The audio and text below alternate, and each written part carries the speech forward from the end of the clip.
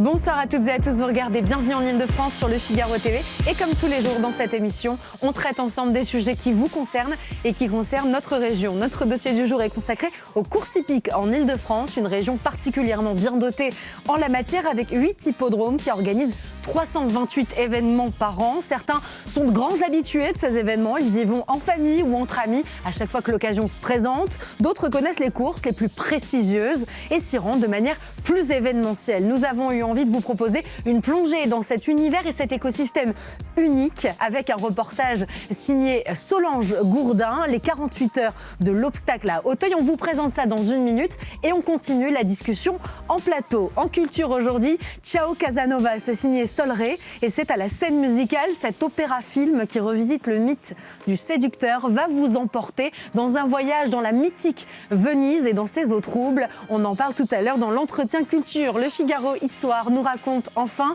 le siège de Paris par les Vikings. Ça sera tout à l'heure avec Geoffroy Caillet.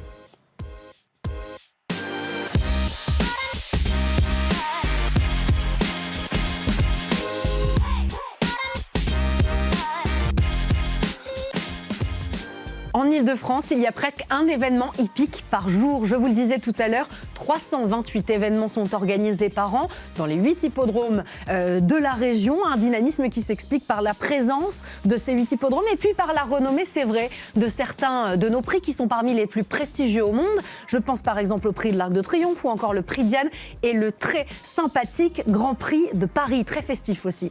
Ils sont l'occasion de découvrir des athlètes, un sport, mais aussi une culture et un art de vivre avec ces rituels dont on va parler avec nos invités autour de la table et en visio. Xavier Louis, merci beaucoup d'être avec nous. Bonjour. Vous êtes le fondateur du guide des 100 plus beaux détours de France. Je l'ai avec moi, également co-auteur de Comment on a remis le vélo en selle. J'y sommes sur les selles. Oui, on va expliquer exactement. Vous avez raison de m'aider tout de suite avec la liaison avec et le livre et le sujet. On va avoir également la chance d'accueillir avec nous en visio Jean-Paul Delperrier, journaliste hippique et commentateur hippique. On est ravis de vous avoir avec nous. On sait que vous avez relativement peu de temps. Alors, je vais tout de suite foncer et vous poser mes premières questions.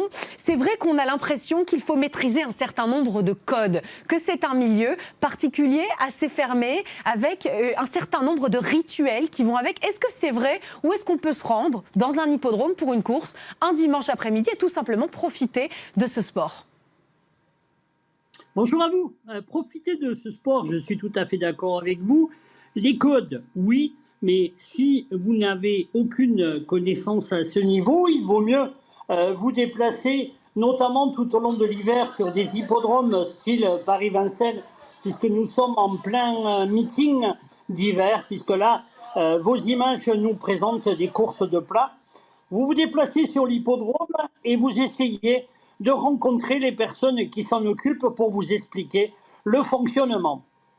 Donc quand on vient en novice, ce que vous nous expliquez, c'est qu'on va pouvoir poser ces questions, comprendre finalement les différentes étapes des courses, comment se passent ces journées. Est-ce que vous pouvez nous donner, j'imagine que chaque course est évidemment différente, mais nous expliquer quelles sont les grandes lignes à connaître, à comprendre et à savoir ?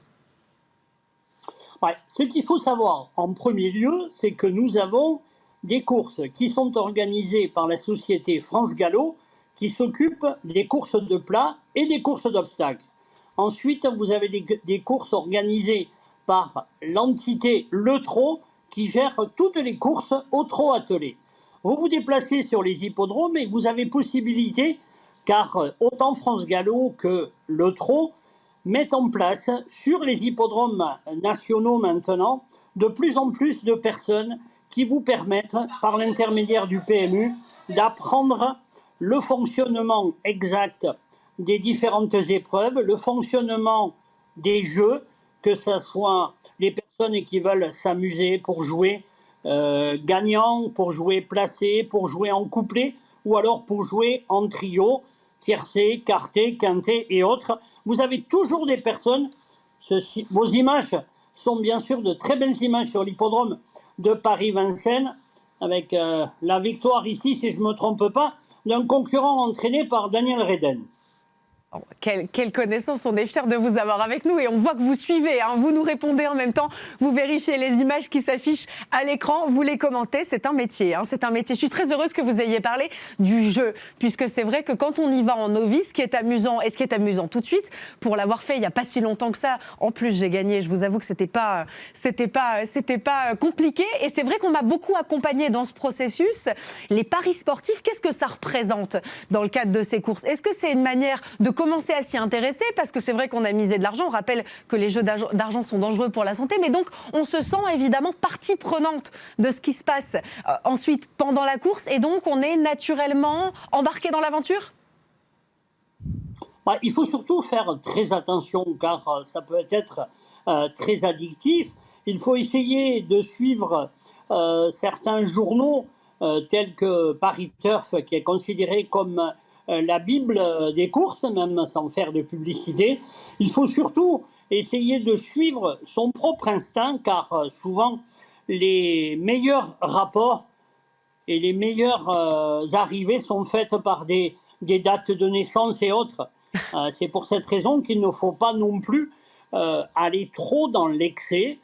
Le but du jeu, les courses, ça peut être un plaisir.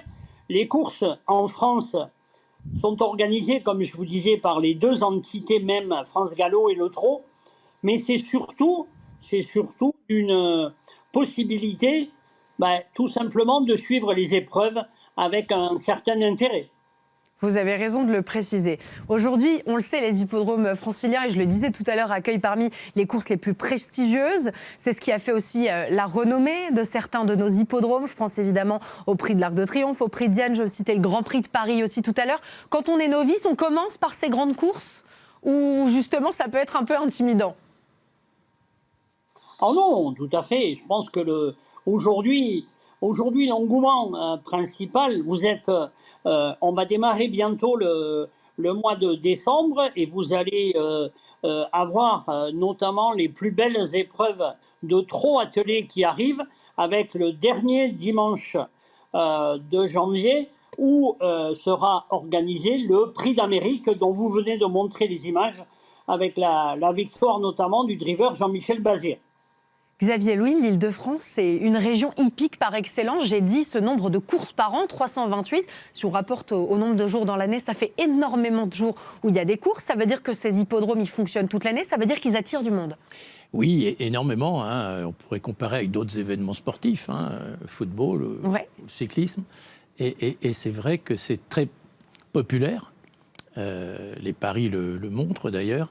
Et puis, comme on l'a très bien rappelé, c'est aussi l'image de la France, puisque ces grands prix, vous imaginez, qui sont, je pense au prix de l'Arc de Triomphe, ou le Grand Prix de Paris, le Grand Prix de Diane, c'est retransmis dans le monde entier. Tout à fait. Et ça montre là aussi, je pense à Chantilly, par exemple, imaginez les images de Chantilly qui sont retransmises dans le monde entier. C'est presque du soft power à la française. Oui, et c'est pour ça que je fais le lien avec le vélo, hein, pour cause, qui permet aussi de montrer, c'est un des sports qui permet de montrer nos extérieurs, ce que nous avons de beau. Et c'est vrai que montrer le bois de Boulogne, le bois de Vincennes et les alentours, donc montrer Paris en fait, c'est aussi une bonne idée, et le public ne s'y trompe pas. On a des raisons d'être fiers de ces paysages, de ces infrastructures, et de derrière finalement ce qui s'y passe, ces événements, mais aussi tout cet écosystème qui gravite autour.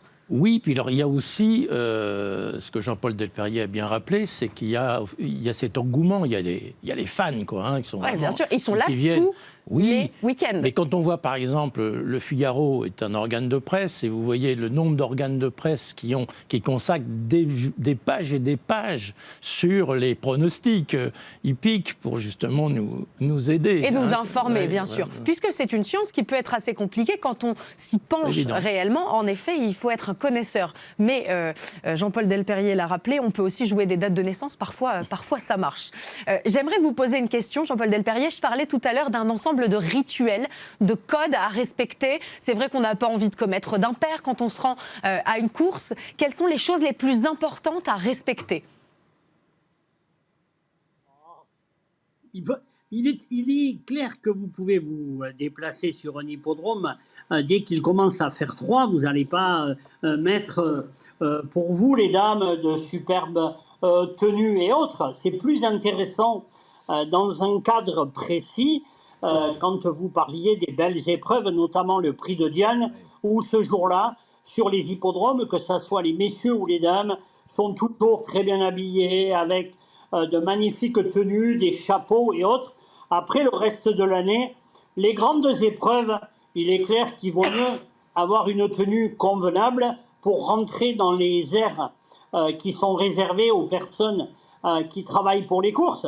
Vous n'allez pas y arriver. Et moi, le premier, je ne vais pas rentrer sur un hippodrome avec un survêtement. Ça se passerait pas bien. Comment est-ce qu'on l'explique? Est-ce que ça fait partie de l'histoire de ce sport, de l'histoire de ces courses? C'est une forme d'héritage? Ah, tout à fait. Vous avez dit le mot, c'est une histoire d'héritage où il y a une cinquantaine d'années, par exemple, vous aviez 50-60 ans, vous aviez sur les hippodromes les messieurs qui étaient avec de très magnifiques tenues, qui avaient des chapeaux de forme et autres. C'est un genre de dress code. Ce qu'on vient de décrire finalement, Xavier Louis, c'est une forme d'art de vivre. C'est très intéressant parce que ça correspond à ce qu'on appelle la belle époque. La belle époque. La belle époque, c'était le moment où effectivement on s'habillait pour sortir, ce qu'on ne fait plus. Mais moi j'ai vécu alors plus récemment un Grand Prix de Diane. Oui. C'est extraordinaire parce que c'est presque incongru aujourd'hui. Le Grand Prix de Diane, effectivement, toutes les femmes ont des chapeaux. Oui. Les hommes sont très bien habillés. Il y a minimum la cravate, sinon plus, ou en habit même certains. Ça fait plaisir. Alors il y a un côté un peu rétro, ringard, ça dépend au vintage, on pourrait dire, mais je trouve que ça participe aussi, on avait parlé de montrer la France, c'est aussi montrer de l'élégance française. Je trouve que... Et le cheval est un animal, le mot élégant va bien, je trouve. Hein, le cheval, la race, l'élégance, hein, je trouve que c'est des mots qui sont associés au cheval et qui sont très valorisants en fait. Hein. Et il n'y a pas beaucoup de sports où c'est comme ça d'ailleurs. Non, l'escrime aussi à ce côté, le tennis à une époque, ça s'est perdu un peu.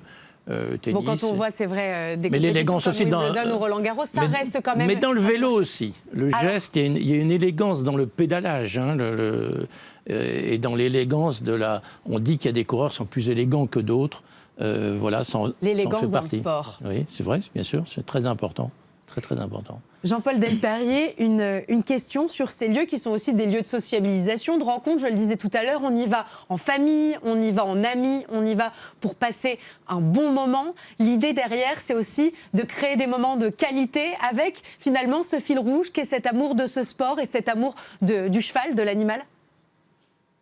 Ah, tout à fait. Mais c'est également des moments de convivialité. Et vous parliez justement avec votre invité il y a quelques instants du prix de Diane. Il faut savoir que tous les ans, il y a un concours d'élégance qui est organisé par la Société de France Gallo qui permet à des dames et des messieurs de repartir avec des prix, des cadeaux qui sont d'une certaine importance, qui sont notamment sponsorisés par des grandes marques de couture et autres. C'est un dress code, c'est une tradition en France, notamment pour le prix de Diane par exemple, que les gens soient habillés d'une certaine manière et participent comme ça à cette élégance. Ensuite, il faut aller sur les hippodromes, il faut y aller pour voir le côté amour du cheval, pas pour voir le côté du jeu, car c'est très convivial et ça permet surtout de passer de très bons moments. Une toute dernière question avant de vous libérer, je crois qu'on a à peine une minute. Je voulais simplement savoir les prochains temps forts, ceux que vous attendez avec impatience, et ça nous fera un calendrier formidable qu'on pourra remobiliser pour la suite des événements et que nos spectateurs vont écouter. Tout simplement, comme je vous disais il y a quelques instants, on rentre maintenant dans l'hiver avec l'étape, donc la finale.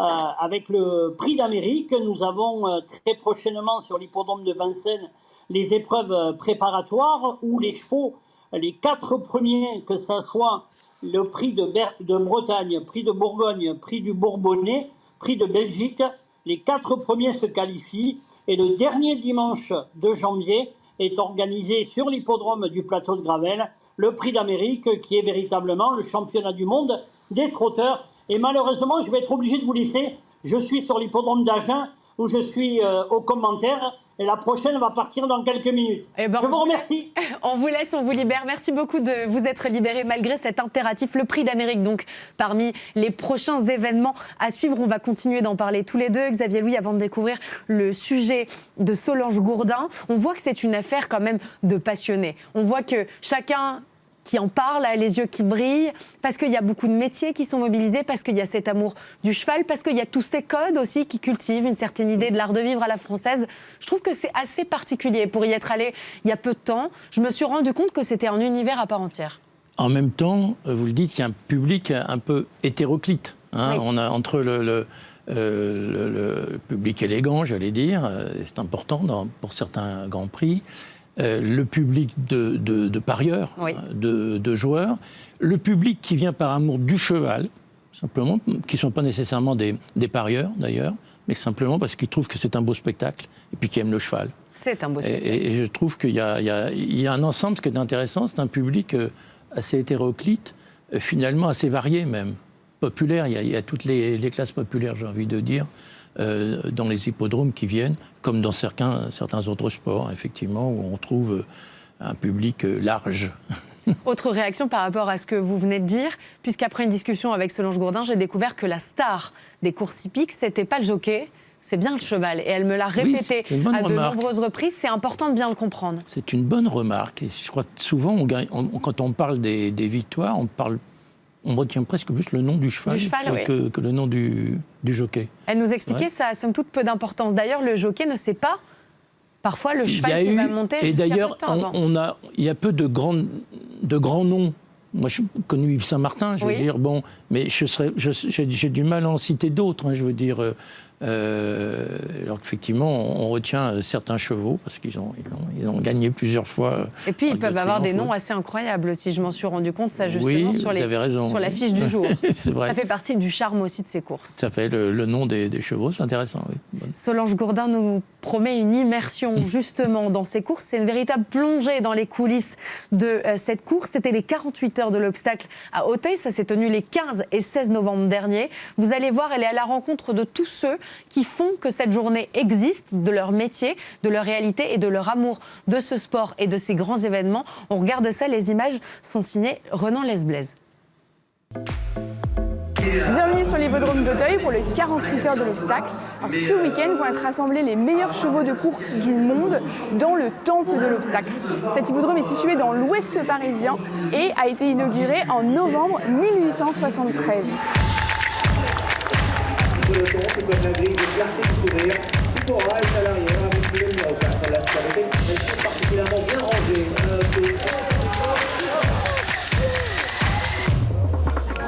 On va prendre notre programme sur lequel il y a écrit tous les partants du jour. Donc tous les chevaux qui courent aujourd'hui, toutes les courses, tout l'entourage, les propriétaires, le nom des chevaux, le nom des jockeys, leur poids, leurs origines, les entraîneurs, mais aussi les éleveurs. Okay, donc là, on a toutes les informations sur les chevaux qui courent.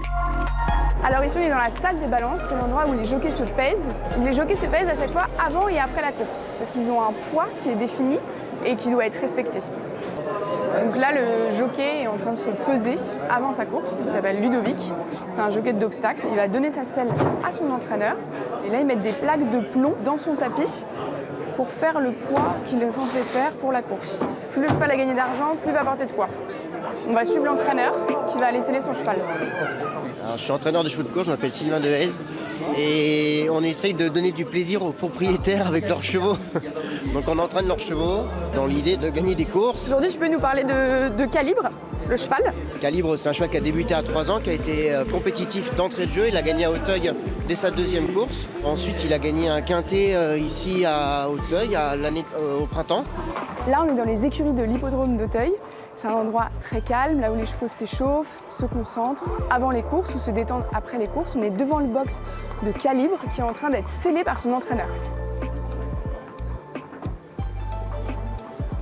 Alors là, on est avec Aymeric Guétin, qui est un des copropriétaires de Calibre, donc le cheval qui va courir la course suivante. Aymeric, est-ce que tu peux nous raconter comment est-ce que tu es devenu propriétaire et nous parler un petit peu de ton cheval? Alors c'est une super aventure, c'est un cheval qu'on a élevé chez mes parents et j'avais des amis qui voulaient toujours avoir un cheval de course et du coup j'étais encore étudiant et je leur ai dit on a un cheval qu'on n'a pas vendu qui est à la maison. Et qu'est-ce que tu pourrais dire aux gens qui pensent que c'est hors de prix d'avoir un cheval de course? Comment est-ce que vous vous en sortez parce que vous êtes jeune? Nous on prend des petits bouts, donc des 5% et en gros ça nous coûte à peu près 100 € par mois. Donc c'est les restaurants qu'on va pas se faire sur un mois mais qui vont nous permettre de nous retrouver à Auteuil pour courir. C'est génial. Et tu peux nous parler de ce cheval un peu plus dans son caractère? C'est un amour, il est toujours détendu avant les courses et au début de la course on va voir il va se tendre un peu, il va bouger un peu la tête, tout ça. Et genre il a vraiment un affect, il a un caractère qui est très affectueux et c'est un amour de cheval, on sent qu'il a envie d'aller aux courses. Donc là Calibre vient de sortir de son box, il va avoir une présentation et on va suivre tout ça. Venez. Alors là l'entraîneur il est en train de parler avec le jockey et de parler de la tactique de course. Okay, de dire comment est le cheval, etc. On imagine toujours des tactiques, ça se passe rarement exactement comme on veut. J'ai pas hésité à le réveiller.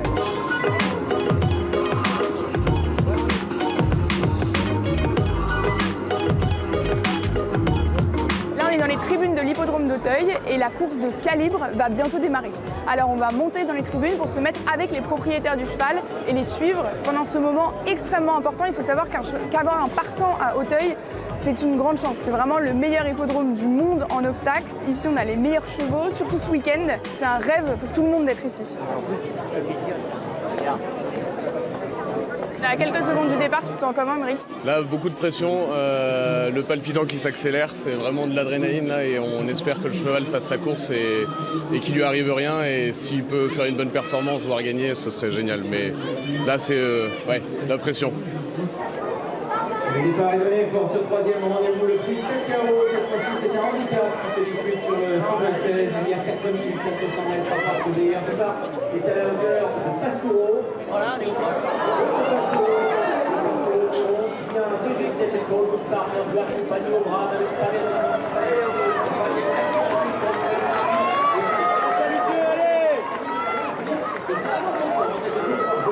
les rallistes étant léger retraite, Luca Luquinian des Manix Passion, sur un Spigal toujours à l'arrière avec Jaguar des Obos qui a eu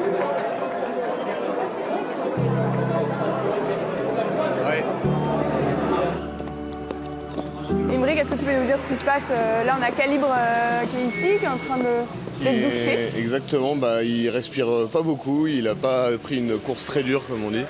Non, malheureusement, il a été mis hors course avec la chute de l'autre concurrent et donc il a été sorti du rythme. Sorti de la course et le jockey n'a pas voulu pousser plus. Il s'est dit sinon c'est un risque à ce qu'il se passe mal ou à tomber si je le mets un peu en sur-régime. Donc il a pris ses précautions, il a préféré arrêter le cheval. On est tous un peu déçus parce qu'on aurait préféré voir le cheval au moins se livrer jusqu'au bout. La bonne chose c'est que le cheval rentre bien, il boite pas, il souffle même pas, donc on va regarder un peu les engagements pour essayer d'en courir une, mais c'est aujourd'hui qu'on aurait bien aimé gagner. La prochaine victoire sera que plus belle. On enchaîne sur une prochaine course, on est avec Justine de la Jeunette qui est éleveuse et qui a un partant incollable dans le prix de la Haie Jousselin qui est la meilleure course de la journée. Justine, est-ce que tu peux nous parler un peu de ton cheval et d'abord de ton métier? Alors je suis éleveuse, entre autres d'incollable et de tous les chevaux qui sont nés chez nous. On a sa mère qui nous donne tous les ans ou presque un poulain et sa sœur Kikounette qui est aussi entraînée par Hugo Mérienne a gagné hier, donc on est plutôt confiants. On espère qu'aujourd'hui sera aussi sa journée. Et comment il est comme cheval? C'est un cheval qui n'est pas très grand, qui a un petit caractère de champion et c'est ce qu'il veut, qui a besoin d'être monté plutôt au moral. On monte souvent devant ces courses. Comment tu te sens avant une course comme ça qui est aussi importante?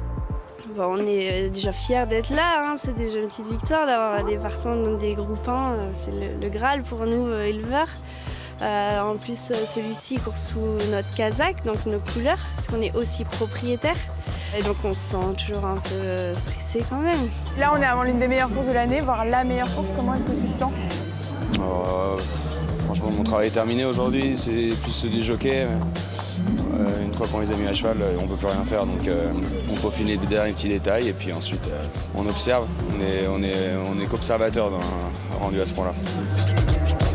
Comment tu te sens avant une grande course comme ça Concentré, serein, voilà, tout est ok, le cheval est prêt il a été préparé pour cette course, donc voilà, on y va avec des ambitions et on essaie d'obtenir le meilleur résultat possible. C'est quoi ton rôle en tant que jockey là, ça va être quoi pendant cette course? Voilà, je vais avoir des consignes, après essayer de les respecter et puis après suivant le rythme de course, on va essayer de prendre des décisions s'il faut et puis voilà, après c'est tout au feeling. Une sorte de pilote, voilà, un pilote de F1. Exactement, après il va falloir prendre les bonnes décisions au bon moment.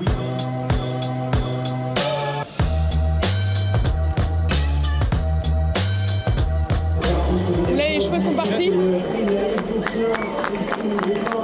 Donc le cheval qu'on suit, qui s'appelle Incollable, il est plutôt bien parti. Là, vous voyez, il est devant. Serge Mémy dans sa vue, il est 2 ou 3e avec Incollable.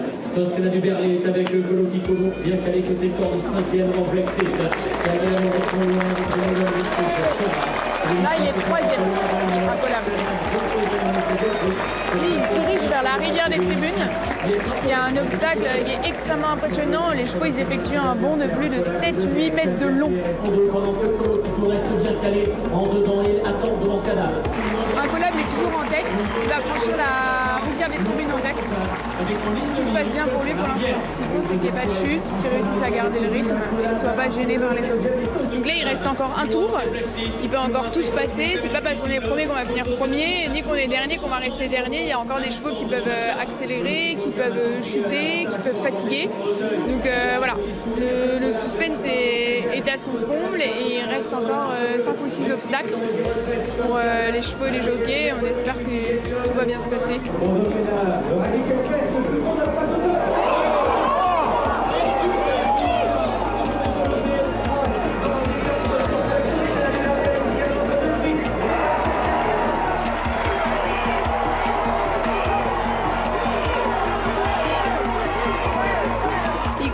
Très bien, c'est un parcours très long, c'est un cheval qui... Personne n'avait l'air d'avoir envie d'aller devant au début, donc il a pris les choses en main et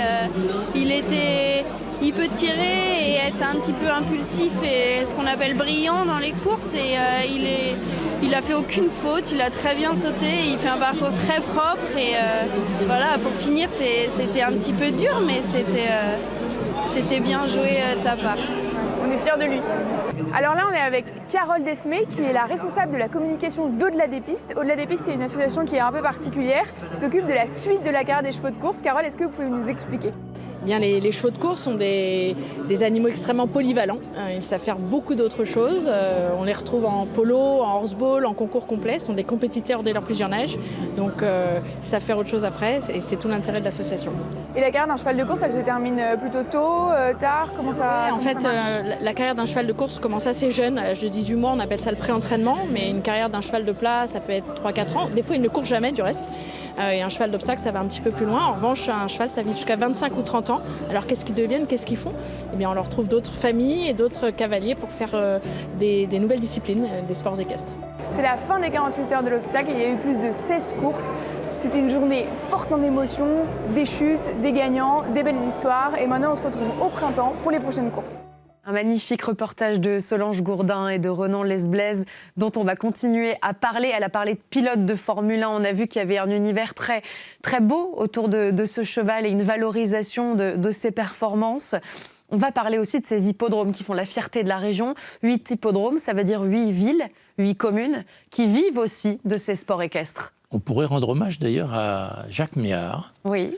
Le maire de Maisons-Laffitte, parce qu'il s'est battu, j'ai suivi ça de près, il s'est beaucoup battu parce qu'on voulait fermer en fait son hippodrome de Maisons-Laffitte et il a réussi. Comment est-ce qu'il a obtenu gain de cause ? En trouvant tous les partenaires qu'il fallait, les financements qu'il fallait, parce qu'évidemment il y avait des engagements financiers importants, et il a réussi. Donc, voilà, on s'en réjouit. Maisons-Laffitte en fait partie.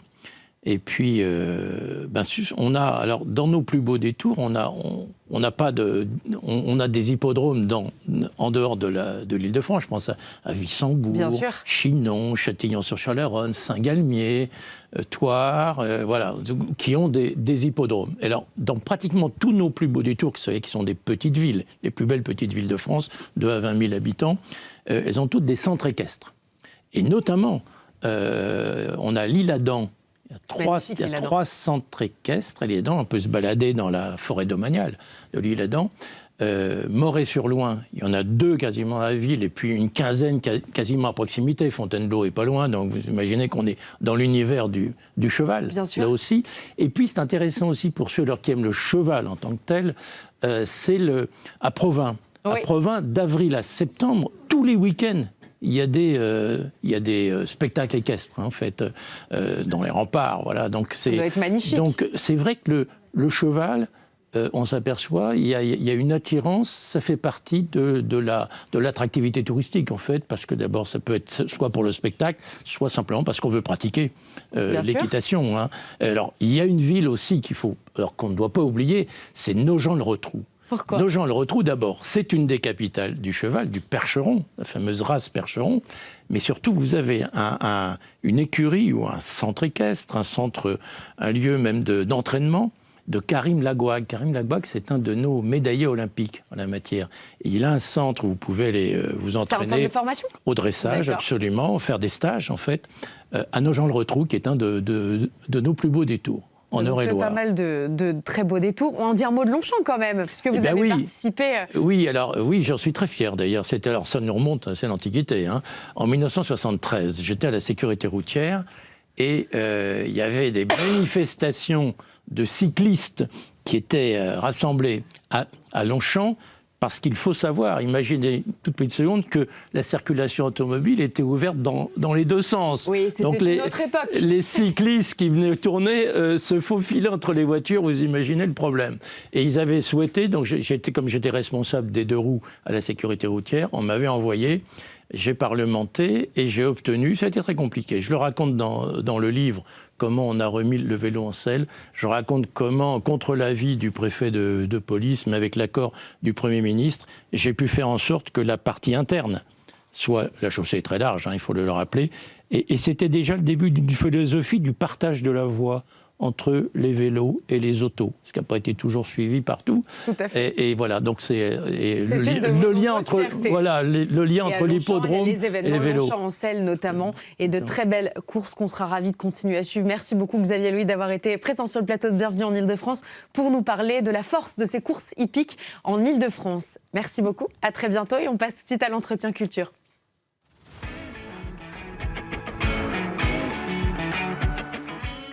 On pense tous connaître Casanova, ce séducteur insatiable qui brise le cœur des femmes, mais chaque occasion de le découvrir, de le redécouvrir, est une manière d'ouvrir des portes autour de lui et des œuvres qui l'ont raconté. C'est ce que nous propose la compositrice Sol Rey, qui revisite sur scène et à l'écran dans un opéra-film le mythe de Casanova. Entre œuvres classiques et modernes, on se balade dans Venise et l'on côtoie les différentes facettes de ce séducteur mythique.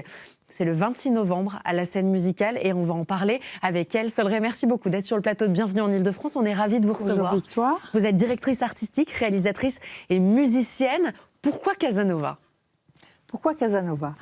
Parce que c'est un personnage absolument très très haut en couleur, que l'on adore détester, et qui a fait partie de ces hommes, de ces grandes figures masculines, ces grands séducteurs. Et j'ai reçu en fait une commande pour faire un spectacle pour le 80e anniversaire de la Mostra de Venise. Casanova étant vénitien, cette grande figure du séducteur désuète aujourd'hui et décriée aujourd'hui, m'a semblé être tout à fait à propos. Et puis c'est une matière hyper riche, non ? Oui, pour justement inventer un programme musical pour la Fenice à Venise. Voilà, Casanova est vénitien, Vivaldi est vénitien, Stravinsky s'est fait enterrer à Venise. Les liens sont très étroits avec cette ville. Donc ce sujet, Ciao Casanova, m'a porté vraiment, et c'était comme une boîte de Pandore. Si je vous dis Casanova, avant de commencer à travailler sur cette œuvre, c'est quoi le premier mot qui vous serait venu en tête ? Séducteur. Et maintenant ? Et maintenant, peut-être menteur. Menteur. C'est très intéressant. J'ai fait exprès de vous poser cette question parce que j'ai essayé de faire cet exercice moi-même en me demandant, on a un certain nombre de préjugés sur Casanova, qui est en fait un homme beaucoup plus complexe que ce qu'on imagine. Et vous allez justement travailler ces différentes facettes, ce séducteur compulsif, libertin, l'homme en chasse, qui a d'ailleurs abondamment inspiré les artistes. Absolument. Et puis Casanova a vraiment déclenché une polémique. Parce que vous avez des écrivains qui l'adorent, d'autres qui le détestent. Et ceux qui se moquent de lui, comme Fellini, par exemple. Voilà, exactement. Ça vous amuse, la manière dont Fellini se joue de Casanova. Oui, mais Fellini le traite comme un personnage presque de la commedia dell'arte. C'est comme un clown pour lui. Il le ridiculise. Il le met dans un état de compulsion, de serial lover, impossible à réfréner. Et cet aspect, je pense, de Casanova aujourd'hui est beaucoup plus retenu que le fait que Casanova était un érudit extraordinaire et qu'il a eu une personnalité mais folle, puisqu'il s'est échappé des prisons de Venise, qu'il a vécu absolument dans toutes les cours. Donc c'était un menteur... En fait, on le réduit à ce mythe du séducteur. Oui, c'était un menteur de génie. Oui, et donc un personnage complexe capable d'aller puiser dans d'autres ressources que celle d'être uniquement un séducteur et un homme à femme. Tout à fait. C'était même un homme politique. Un homme politique, un stratège. Oui, absolument. Quand vous dites « ciao Casanova », ça veut dire qu'on le salue, ça veut dire qu'on l'interpelle ou ça veut dire qu'on lui dit au revoir? Non, on lui dit au revoir, et d'une manière définitive. Est-ce que c'est un peu la femme qui se retourne et qui, derrière son épaule, dit ciao Casanova, avec un côté un peu cette fierté, finalement, féminine retrouvée? Oui, tout à fait. Je pense que ciao Casanova, c'est aussi bonjour les nouvelles identités féminines, les nouvelles femmes, les nouveaux rôle aussi au cinéma qu'on offre aux femmes, cette place que le séducteur avait pris dans notre histoire collective et cinématographique était absolument envahissante. Et aujourd'hui, on offre enfin à l'identité féminine une vraie place. Voilà, des rôles de composition. Tout à fait.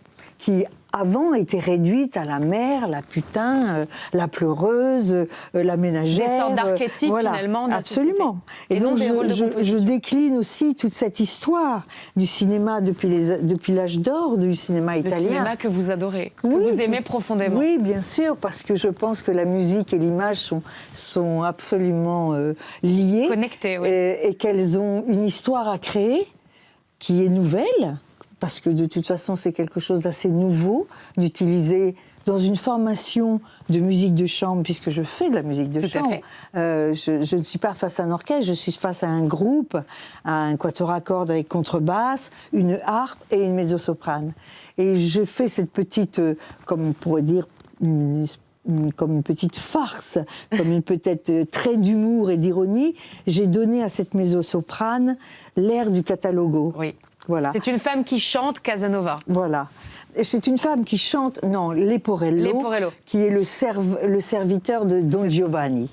Puisque quand on traite Casanova, on ne peut pas ne pas traiter Don Giovanni en miroir. Ils sont sur des... Don Giovanni, c'est Don Juan, pour ceux voilà. Donc, Don Giovanni, c'est Don Juan, c'est Wolfgang Amadeus Mozart. Et j'ai donc... fait ce truchement un peu sarcastique de donner l'air des conquêtes de Don Giovanni à une femme. Une femme. Ça, c'est l'heure des identités retrouvées et de ces femmes qui prennent de l'espace et qui sont présentes pour raconter aussi ces histoires. Casanova est donc tantôt l'enjôleur de Nino Rota, tantôt le héros de la commedia dell'arte, on en a parlé, ou encore celui qui s'efface devant les femmes. C'est vrai chez Vivaldi, c'est vrai chez Almodovar. C'est finalement un personnage aux identités multiples, comme la ville de Venise, que vous avez appris avec votre œil de réalisatrice, avec votre œil cinématographique, à regarder autrement. Oui, complètement, bien sûr, puisque je me suis immergée vraiment dans cette ville pour extraire, extraordinaire, pour extraire des images dans lesquelles je pouvais effectivement noyer ces hommes, ces séducteurs. Et je crois que Venise étant une ville double, en permanence dans son reflet, en permanence dans son ego, et représente complètement la figure de Casanova, avec son ego surdimensionné, et qui vient toujours dans le reflet. Et ça, c'était extraordinaire de pouvoir travailler cette image du reflet, du verre et du rêve, et en même temps du merveilleux, parce que... Il y a une dimension onirique. Voilà, il y a une dimension qui tient du merveilleux dans Venise. Donc c'était extraordinaire de pouvoir en même temps traiter un sujet presque d'actualité sociétale, tout en restant dans le beau, dans le sublime, dans le merveilleux que Venise peut offrir. Donc Venise est aussi séductrice que peut l'être Casanova. Absolument. Aussi complexe et aussi double qu'il ne peut l'être, et aussi passée, usée, désuète. Absolument. Ciao Venise. Voilà. Aussi. Alors, ah non, ça vous voulez pas, je comprends. Peut-être Moi, que je dirais non. surtout pas. Ce que vous concevez, c'est un opéra-film, c'est un voyage musical autour des grands compositeurs qui ont été inspirés par cette ville. C'est un voyage aussi dans notre mémoire et dans notre histoire. Vous allez confronter un certain nombre d'arts, un certain nombre de souvenirs. Quelle est la toile narrative ? Mais la toile narrative, c'est effectivement Venise et la figure du séducteur qui m'emmène de Stravinsky, Rota, oui. Mozart, Vivaldi, et qui, après avoir réveillé notre histoire collective, notre patrimoine et notre répertoire musical classique, m'emmène vers ces compositeurs à l'image, comme John Williams, oui. Alexandre Desplat ou John Barry, et qui m'amène vers des James Bond de cette grande figure de séducteur. Et tout ça vous a paru évident ? Bien, tout ça s'enchaîne parce que je traite toutes ces musiques pour la même formation qui est un quintet à cordes avec harpe et mezzo-soprane. Et donc cela unifie complètement oui. le timbre, la sonorité, le propos. Et toutes ces œuvres peuvent se décliner même si elles paraissent comme ça lointaines. C'est ça qui est magnifique. Et elles sont réunies par une conception globale, un concept. Oui, qui lui est plutôt actuel. Voilà, et qui devient un scénario. Un scénario. Aussi bien musical que visuel. On a parlé de votre amour du cinéma, vous venez d'utiliser le terme de scénario. Quand vous travaillez, je suis très intriguée, vous commencez par quoi ? La musique. La musique ? Toujours ? Toujours. Pourquoi ? Je suis musicienne de formation, de base, de cœur, de naissance. Donc ça s'est imposé, c'est la musique avant toute chose. Bien sûr, je ne pourrais rien écrire si je n'avais pas d'abord mon scénario musical. D'abord le scénario musical, oui. Puis le scénario cinématographique et les images. Voilà. Les images qui sont vibratoires, vous dites. Oui, c'est-à-dire qu'il faut rendre ces images vibratoires. Elles ne le sont pas forcément. D'accord. Il faut les animer. Mais il faut les traiter d'une manière à ce qu'elles puissent rentrer en vibration avec la musique. Et pour les traiter de cette manière-là, elles ne peuvent pas être narratives. D'accord. Elles sont forcément sublimatoires, subliminales, on pourrait dire subliminales. Elles viennent, elles apparaissent et disparaissent, comme les visions qu'on peut avoir dans Venise sans arrêt, de ces détours, de ruelles, de petits chapiteaux. Avec cette brume. Voilà, avec cette brume. Et en fait, c'est une suggestion. Ces images viennent, mais elles ne restent pas. Elles sont là pour... Elles suggèrent quelque chose. Voilà, elles sont là pour évoquer dans votre mémoire ce que vous savez déjà. Et donc il faut trouver le juste équilibre en permanence entre les images et la musique. Tout à fait. Tout à fait. Et c'est un équilibre. C'est un jeu d'équilibriste. Oui, c'est un jeu d'équilibriste, on peut le dire, parce que c'est un jeu délicat. Quand on sait que l'image, de toute façon, est plus forte que la musique. Donc c'est quelque chose, c'est un va-et-vient permanent entre l'œil qui va être conduit plutôt à regarder une image ou l'oreille qui va plutôt être conduite à l'écouter. Et ce va-et-vient peut créer une espèce de perte de perception. Perte de repère ? Oui, perte de repère, une perception qui donc est nouvelle et qui peut créer chez le spectateur-auditeur quelque chose qui serait du lâcher-prise, qui serait de cette espèce de détente où on est nourri comme ça d'un 3D musical, visuel et presque sensoriel, oui. Très onirique, et il y aura des chanceux qui vont pouvoir découvrir cette expérience, votre œuvre, Solray. Dans cette salle très belle. Le 26 novembre, dans la magnifique salle de la scène musicale qui dispose aussi d'une acoustique assez formidable et qui sera donc parfaitement à dessein pour vous découvrir, vous redécouvrir sur scène dans Ciao Casanova. Il reste quelques places ? Oui, je pense, avec le Trafic Quintet, qui est donc mon ensemble qu'on a créé tous ensemble il y a quand même maintenant aujourd'hui 20 ans. Et le Trafic Quintet, Brenda Poupard à la voix et Christophe Saunière à la harpe. Ils sont évidemment indispensables. Merci beaucoup et merci d'avoir accepté notre invitation. On passe tout de suite au Figaro Histoire nous raconte.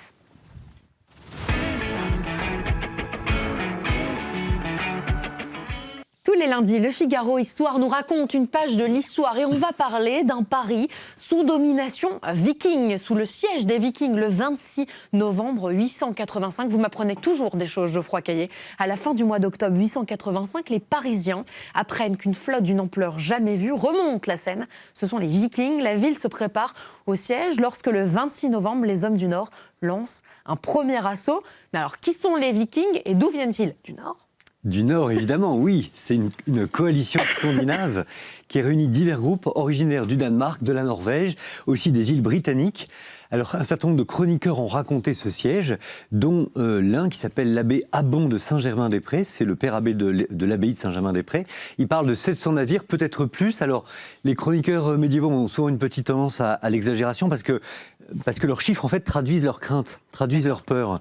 Mais on comprend en tout cas, sous sa plume, que cette expédition dépasse vraiment les raids ordinaires. Et parmi les chefs vikings, on en trouve 3 principaux. Siegfried, qui est la figure dominante, qui est aussi bien diplomate que guerrier. Un autre qui s'appelle Godfred, alors lui, il est que guerrier. Et c'est lui qui va mener plusieurs assauts meurtriers. Et probablement, parce que certaines sources évoquent sa présence, Rollon, qui est le futur fondateur de la Normandie. Est-ce que c'est la première fois qu'on voit des Vikings à Paris ? Eh bien non, en fait, c'est leur 4e raid en 40 ans. Le premier a eu lieu en 845 et il s'était soldé par un tribut payé par le roi Charles le Chauve au roi viking Ragnar pour qu'il épargne la ville de Paris. À nouveau en 857 et en 861, la ville avait été ravagée, surtout l'abbaye de Saint-Germain-des-Prés, malgré des traités qui avaient été signés avec les Vikings, mais que ceux-ci ont violés.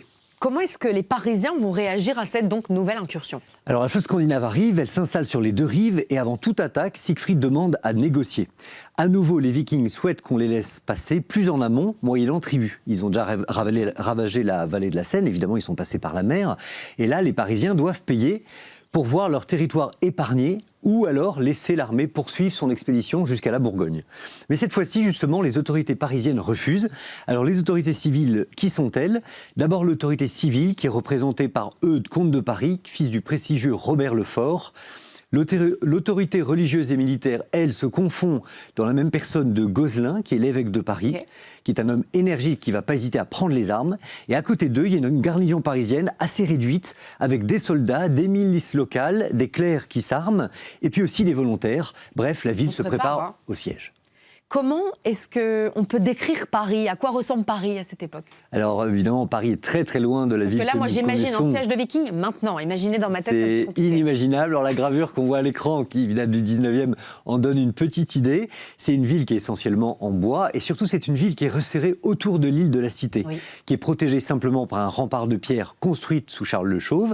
Et 2 ponts simplement permettent d'accéder à cette île.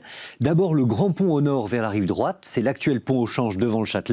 Évidemment pas celui-là parce que c'était un pont en bois à l'époque. Et puis le petit pont au sud qui mène à la rive gauche, il passe devant Notre-Dame. Et chacun de ces 2 ponts en bois est protégé par une tour fortifiée qui sont vraiment des points de blocage sur la Seine. Et ce sont ces tours qui doivent empêcher les navires vikings de passer. Le contrôle du fleuve est absolument total parce que si les Vikings ne peuvent briser ces défenses, leur expédition doit s'arrêter sur place. Alors comment va commencer le siège ? Alors le 26 novembre 885, à l'aube, les Vikings lancent un premier assaut massif contre la tour du Petit Pont. L'attaque est extrêmement violente. Ils combinent plusieurs moyens. D'abord des projectiles de catapultes, des flèches enflammées, mais aussi des coups de bélier, des tentatives d'escalade du pont. Les défenseurs de leur côté, qui sont commandés par l'évêque Gozlin en personne, ripostent. Ils ont les moyens de répondre. Oui, mais ça va durer qu'un temps, parce que l'évêque lui-même, heureusement, est à la tête des siens, il les encourage, il tire à l'arc, il repousse les assaillants à coups de lance. L'assaut dure toute la journée et heureusement la tour ne cède pas, mais les Vikings absolument furieux s'installent pour un siège qui va durer, pour un siège long. Ils dressent des campements, ils creusent des tranchées, ils érigent des machines de guerre, on en voit à l'écran, avec ces échelles notamment qui escaladent le rempart de pierre, et les Parisiens savent qu'ils vont devoir tenir. C'est donc une sorte de siège d'endurance qui commence. Oui, c'est vraiment un siège d'endurance, puisque dans les mois qui suivent, on va assister à des assauts violents contre les tours ou les remparts, des bombardements par des engins de jet, des escarmouches nocturnes, le siège c'est jour et nuit, il n'y a pas de relâche, des tentatives des Vikings de saper les fondations des tours, et puis des périodes d'attente où les deux camps s'épuisent l'un et l'autre, parce que les Vikings tentent de franchir les deux ponts, d'incendier les portes. Ils construisent même une tour mobile qui rapproche de la muraille, voilà, en essayant de passer par-dessus, et les Parisiens, eux, répondent par des pluies de projectiles, des pluies de feu, et aussi des contre-mines, c'est-à-dire des galeries souterraines qui permettent de contrer les galeries que les Vikings eux-mêmes creusent de leur côté. On imagine que la population, elle souffre beaucoup pendant ce temps-là. Oui, elle souffre parce que Paris ne peut plus être ravitaillé, donc la pénurie menace vraiment la ville. On n'avait pas prévu un siège aussi long et donc pas de stock assez suffisant. Le bétail est rationné, les réserves sont surveillées, et puis il y a beaucoup de maladies qui se propagent derrière ces murs, d'autant plus que l'hiver est très rigoureux. Et puis il y a un événement qui va venir encore compliquer les choses. Et oui, alors ça c'est un événement qu'on connaît encore, puisqu'en février 886, une crue exceptionnelle de la Seine aggrave la situation, elle détruit le petit pont en bois, et les Vikings en profitent pour s'y engouffrer et tentent de franchir l'obstacle qui les retenait depuis des mois. Enfin, la voie est libre pour eux. Et alors, une lutte féroce s'engage autour des ruines de ce pont. Les Parisiens construisent à la hâte des barricades de charpente, des palissades, des amas de pierre. Et malgré la brèche, heureusement, ils parviennent à maintenir cette ligne, mais les pertes du côté des Parisiens sont extrêmement lourdes. Il y a un personnage qui va se démarquer, c'est le comte Eudes. Oui, c'est vraiment le héros du siège avec l'évêque Gozlin. Le comte Eudes, il quitte la ville plusieurs fois, assiégé en pleine nuit, pour aller chercher de l'aide. Il traverse les lignes vikings, il combat pour s'extraire, il rejoint la cour royale, puis il revient avec des groupes de renforts. Et ce sont ces épisodes vraiment qui sont parmi les plus célébrés du siège, parce que ce sont des épisodes absolument héroïques, et son courage renforce vraiment sa légitimité politique. Paris voit en lui non seulement un seigneur, mais un sauveur. De son côté, l'évêque Gozlin est épuisé par de très longs mois de combat aux côtés de ses troupes et il meurt durant le siège, on pense en avril 886. Alors sa mort porte un coup vraiment très dur au moral des défenseurs et l'évêque, le père abbé Abon écrit que la cité perdit son père et son pilote, mais la résistance se poursuit du côté des Parisiens. C'est un bel hommage. Oui, c'est un très bel hommage qui lui est rendu. Est-ce qu'on peut dire où se trouve le roi Charles le Gros ? Oui, l'empereur Charles le Gros, il est très loin de Paris, enfin il stationne en dehors de Paris et il n'arrive que longtemps après le début du siège au printemps 886. Ça fait déjà 6 mois que les Parisiens résistent, tentent de résister. Il arrive avec une armée considérable et on attend vraiment la bataille décisive qui va écraser les Vikings.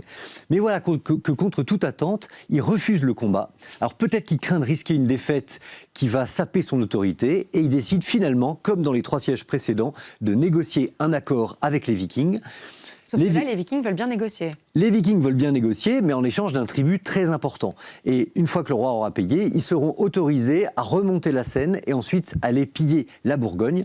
Mais évidemment, pour les Parisiens qui ont tenu presque un an dans des conditions absolument terribles, la décision du roi est vécue comme une trahison. Ils se sont abandonnés, ils pensaient qu'ils allaient gagner, et là, on leur coupe l'herbe sous le pied. Quelles vont être les conséquences de ce siège ? La première, c'est le déclin de l'autorité carolingienne, parce que le discrédit qui frappe le roi Charles le Gros est immense. Et 2 ans plus tard, en 888, une fois que les Vikings sont passés, il est déposé, c'est-à-dire il doit abdiquer. Et le siège de Paris a révélé vraiment l'incapacité du pouvoir royal à défendre le royaume franc. On imagine qu'à l'inverse, le comte Eudes s'en sort avec un bien meilleur... Le comte Eudes, lui, vraiment bénéficie d'un prestige augmenté et il est élu roi des Francs occidentaux après la chute de Charles. Et ce choix va marquer une étape dans la montée en puissance de la dynastie robertienne, c'est-à-dire la dynastie du comte Eudes, qui sont les ancêtres des Capétiens, puisque Eudes est l'arrière-grand-père du Capet. Un autre élément aussi, c'est le renforcement de Paris. Parce que la ville a été héroïque, on l'a dit, dans sa résistance, et elle devient vraiment un symbole de la résistance à l'envahisseur. On continue à renforcer ses ponts, ses remparts, ses tours. Paris, c'est fini, ne tombera plus jamais devant les Vikings. Et puis un dernier élément qui est que le siège montre aux Scandinaves, à tous ces hommes du Nord, que les grandes villes fortifiées sont finalement extrêmement difficiles à prendre. Il faut donc passer son chemin ? Il va falloir passer son chemin, que les grandes expéditions massives contre les cités vont devoir devenir plus rares, et de fait, elles le deviennent. Très clairement, les Vikings privilégient définitivement l'établissement territorial durable. Et le meilleur exemple qu'on connaisse, évidemment, c'est en 911, le traité de Saint-Clair-sur-Epte, qui va donner naissance au duché de Normandie, dont la population d'origine, évidemment, est viking. Merci beaucoup Geoffroy Cayenne de nous avoir retracé ce moment de l'histoire de France et surtout de l'histoire de Paris avec ce siège de la capitale par les Vikings. Merci beaucoup, c'était un bonheur de vous avoir en plateau. Vous retrouvez évidemment lundi prochain sans faute. Et moi je vous dis à demain et en attendant je vous souhaite une très bonne soirée.